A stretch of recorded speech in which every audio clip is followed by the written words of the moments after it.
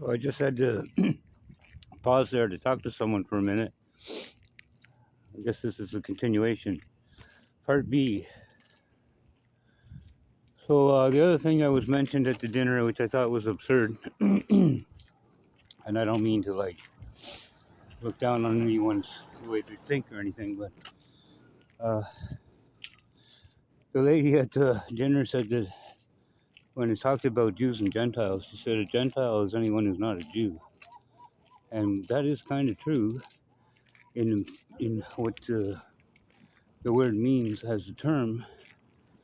But at the same time, it's not just Jews and Gentiles. There's also heathen nations.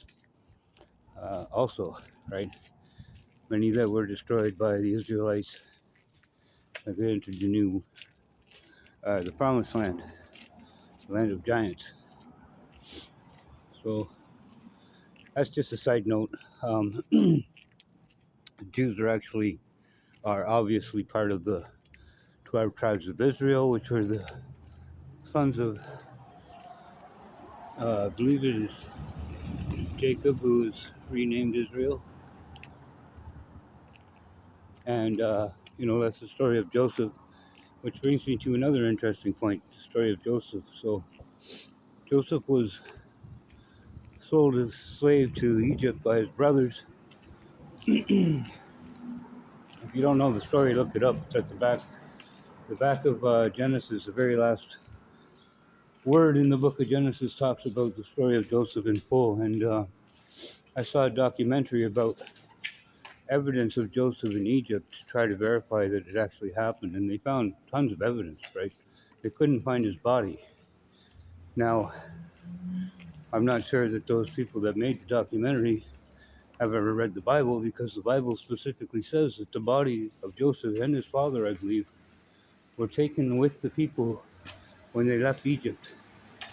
The same thing happened back in the garden, or outside of the garden, when Noah left originally in the ark. The bodies of Adam and Abel and all who had fallen already before them, Enoch excluded because he was taken into heaven. He didn't die. Anyway, this was a customary thing for the Jews to do.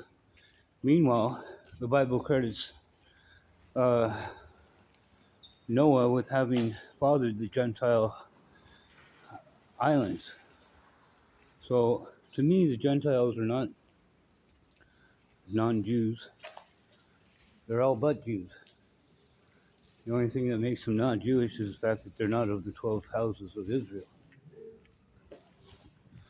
But they follow the same beliefs in their own way.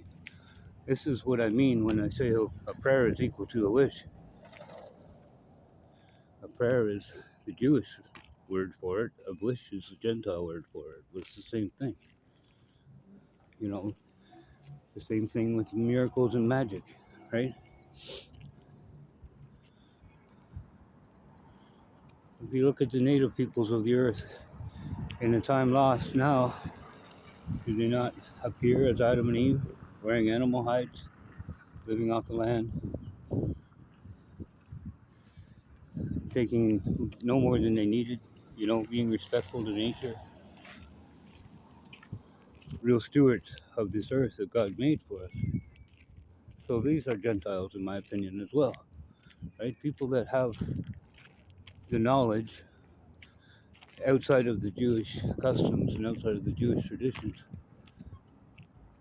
But I digress.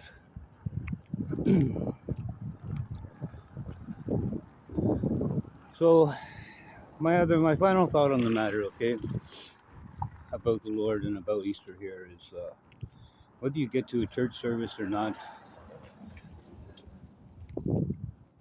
that would provide like communion, or some people I think call it Eucharist.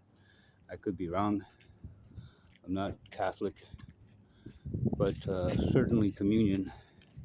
If you don't have a chance to go and be part of the ceremony, I would recommend doing it on your own.